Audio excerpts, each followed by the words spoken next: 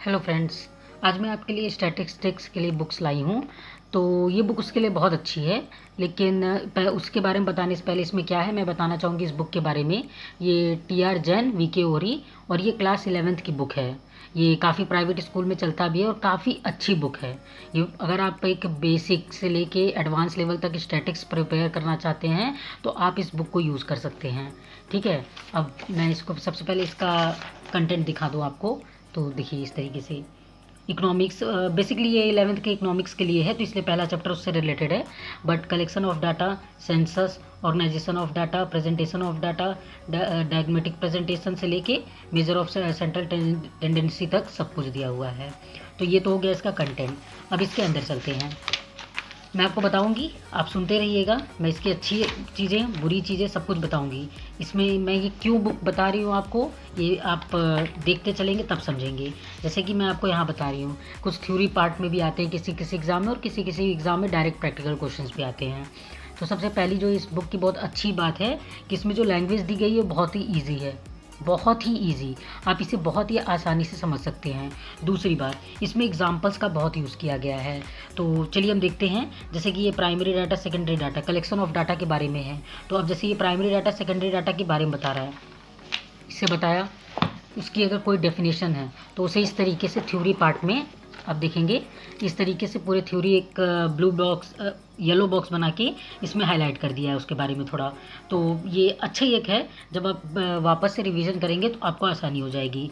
फिर आप इस तरीके से देख सकते हैं डिफरेंस क्या है किसी चीज़ के बारे में, फिर उसके एडवांटेज क्या है, डिसएडवांटेज क्या है, क्या क्या है। तो ये इतने डिटेल में आपको इतनी ईजी लैंग्वेज में बताएगा कि आप एक बार भी इस बुक को पढ़ेंगे तो आप दूसरी स्टैटिक्स बुक कभी नहीं लेंगे, आप इसी को रेफ़र करना चाहेंगे, क्योंकि इससे आपको सब कुछ समझ आएगा।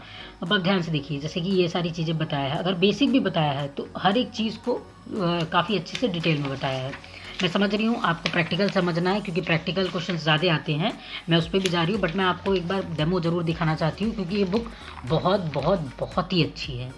तो इसीलिए मैं इसके लिए टाइम लेके आपको धीरे धीरे सारी चीज़ें अच्छे से बताना चाहती हूँ। ठीक है, अब जैसे कलेक्शन ऑफ सेकेंडरी डाटा, हम लोग बहुत जगह ये पढ़ते रहते हैं, इससे रिलेटेड क्वेश्चंस भी आते हैं। तो देखिए कहाँ कहाँ से रहते हैं, दो तरीके का सोर्स होता है, पब्लिश सोर्स, अनपब्लिश सोर्स। अब पब्लिश सोर्स में भी क्या क्या आते हैं ये उसे भी दिया है, और सिर्फ दिया ही नहीं है, अगर आप ध्यान से देखेंगे, जैसे ये मैंने ये लाइन खींचा है, आप देखिए फॉर एग्जाम्पल, तो इसमें कहीं ना कहीं एग्जाम्पल्स भी थोड़े बहुत यूज़ किए रहते हैं, जैसे कि आप इसे और अच्छे से समझ सकें, डीपली समझ सकें। ठीक है, फिर इसी तरीके से देखिए अनपब्लिश सोर्स, आपने दो सोर्स पढ़े थे, तो देखिए अनपब्लिश सोर्स, तो उसके बारे में भी यहाँ पर ये पूरा डिटेल बताया गया है। तो एक तो ये बहुत अच्छी चीज़ इसमें है। फिर उसके बाद अब आगे जाते जाएंगे, ये थ्योरी बाय थ्योरी आपको स्टार्ट करेगा, लेकिन काफ़ी अच्छे समझाएगा। अब सेंसस और सैंपल क्या होता है, हम जगह जगह क्वेश्चन में ये भी पढ़ते हैं, तो उसे क्लियर देखिए इस तरीके से डायग्राम की मदद से इसने ये भी बताया है। अब नेक्स्ट चैप्टर पे हम लोग चलते हैं। लास्ट में आप देखेंगे तो प्रैक्टिस के लिए क्वेश्चंस भी दिए हैं, लेकिन इसका यूज़ हमें नहीं है। अगर आप चाहें तो यूज़ कर सकते हैं, आंसर्स भी दिए हुए हैं, चेक कर सकते हैं। बट हम थ्योरी और प्रैक्टिकल के बारे में बात करेंगे। फिर और किसी डाटा को कैसे ऑर्गेनाइज किया जाता है उस पर भी इसने बताया, जिस तरीके से आप देख सकते हैं, और एक एक एग्जाम्पल दे दे के आपको समझाएगा। ठीक, तो आप देखिए इस तरीके से किस तरीके से अरेंज किया गया ये बताया है। फिर हम ऐसे ही आगे बढ़ते जाएंगे, जैसे जैसे आप, तो देखिए उस तरीके से लेवल बढ़ाता जाएगा।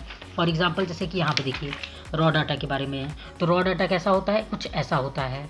फिर आप उसको conversion of raw data into statistical series, तो आप जब इसको कन्वर्ट करेंगे तो ये किस तरीके से बनेगा, एक इंडिविजुअल सीरीज़ में बनेगा, दूसरा फ्रिक्वेंसी सीरीज़।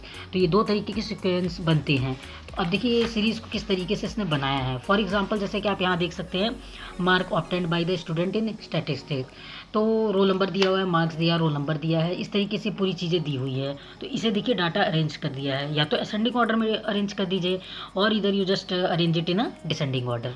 तो ये एक एग्जांपल से आपको इंडिविजुअल सीरीज समझाया। अब देखिए यहाँ पर है हेडिंग। फिर उसके बाद आप नीचे आएंगे तो ये फ्रिक्वेंसी सीरीज़ के बारे में सिखाया है। तो इस तरीके से टेलीबार बनाते हैं, ये बहुत ही कॉमन लैंग्वेज में यूज़ किया हुआ है। इससे आप कोई भी कभी भी, अगर आपने अगर स्टैटिक्स नहीं भी पढ़ा है कभी, तो आप अगर दोबारा पढ़ रहे हैं फिर भी आप अगर इस बुक को यूज़ करेंगे तो आई एम डैम श्योर कि आप इससे बहुत ही अच्छे से सीख सकते हैं। इसीलिए मैं इसे इतने टाइम लेकर और अच्छे से बता रही हूँ। ठीक है, अब चलिए हम और आगे देखते हैं, काफ़ी एग्जाम्पल्स है। ठीक है, इस बुक को कैसे यूज़ करना है ये भी मैं आपको बताऊँगी। ये मैं आपको नेक्स्ट वीडियो में बताऊंगी, क्योंकि वीडियो बहुत लंबा हो जाएगा इस बार। इस समय मैं आपको बस इस बुक के बारे में बताना चाहती हूँ, तो आप इसे ध्यान से देखिएगा। अब देखिए नेक्स्ट चैप्टर है, देखिए टेक्सचुअल एंड टेबुलर प्रेजेंटेशन। तो अब टेबल फॉर्म में कैसे प्रेजेंट किया जाता है ये भी आपको बनाना बता रहा है, किस किस तरीके से बनता है, क्या क्या रहता है। फॉर एग्जांपल जैसे ये देखिए, उसका एक फॉर्मेट बताया किस तरीके से बनता है, फिर उसने एक छोटे छोटे एग्जांपल देके समझाया। तो अगर आप ये चीज़ भी नहीं जानते किस तरीके से बन रहा है तो वो इस तरीके से बताते हैं। ये धीरे धीरे छोटे छोटे लेवल को बढ़ाते हुए एडवांस बनाते चले जाएंगे। अब हम बार डायग्राम पे आ गए हैं एंड पाई डायग्राम। तो आप इसको देख सकते हैं कि बार डायग्राम का इसके फीचर्स किस तरीके से बनता है। कुछ छोटे छोटे डेमो दिए हैं जिससे आप समझ सकें कि बार डायग्राम ऐसा होता है, तो आगे आपको यूज़ में आए तो आप इसे समझ सकें। फिर उसी तरीके से आप देखेंगे ये पाई चार्ट है, उसके बारे में थोड़ा बताया है, किस किस तरीके के कैसे कैसे पाई चार्ट होते हैं। इसमें एक दो डेमो के साथ आपको दिया, और आप ध्यान देंगे तो ये हर चीज़ के बाद एक बार एग्जाम्पल दिया हुआ है।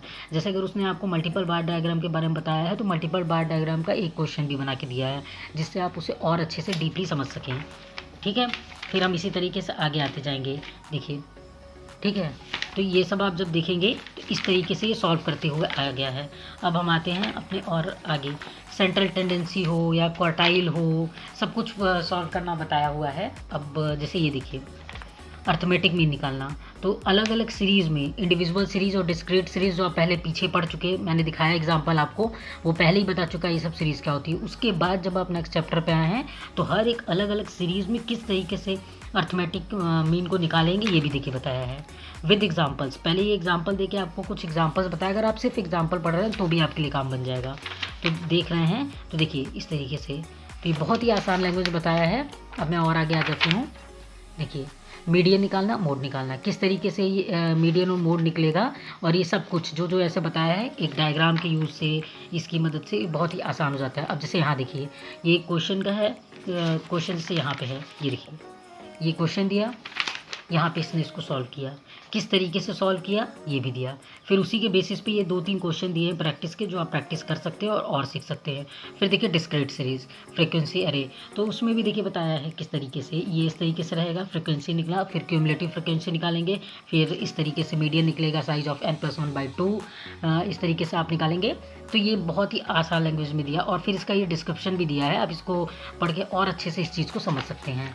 इसी तरीके से इस पूरी बुक में आप देखेंगे, आप पूरी भी जो भी चाहे वो कोई भी फार्मूला भी हो, जैसे ये देखिए इस फार्मूला को देखिए, इस फार्मूला को डायरेक्ट नहीं सॉल्व किया कि यहाँ इसने लिखा और डायरेक्ट आंसर निकाल दिया, स्टेप वाइज स्टेप सॉल्व किया है ताकि आप इसे और अच्छे से समझ सके और इसे यूज़ कर सके।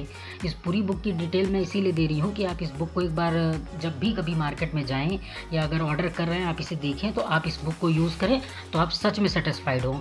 आप अगर कोई भी अगर स्टैटिस्टिक्स की बुक ढूंढ रहे हैं तो आपको ये बुक पसंद आएगी, आप इसे देखिएगा ज़रूर एक बार। Thank you.